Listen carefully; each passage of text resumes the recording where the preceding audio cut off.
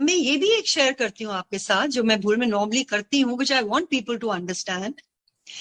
जब गुरुजी के फंक्शंस होते थे मंदिर में, तो आई स्टिल रिमेम्बर 2 घंटे का शब्द कीर्तन होता था, and then Guruji used to come, और गुरुजी की आरती होती थी।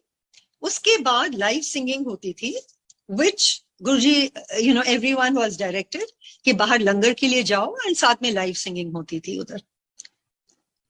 एक दिन, I don't remember whether it was, I am not too sure, maybe Gurpurab था। तो गुरुजी कई बार पूछ लेते थे कि मैं किसनू बुलावा, किसनू सदिए फंक्शन वास्ते।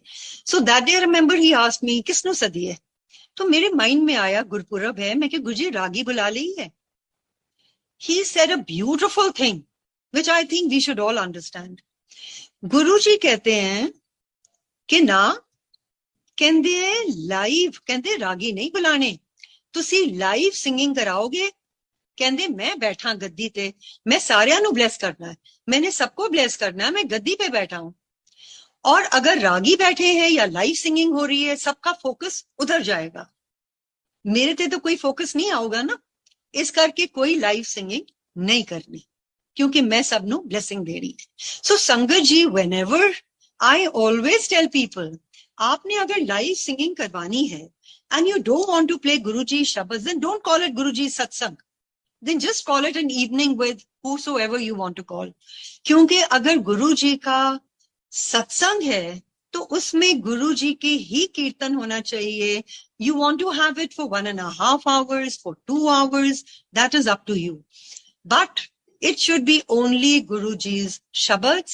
एंड उसके बाद आपने जो कुछ करना है, आप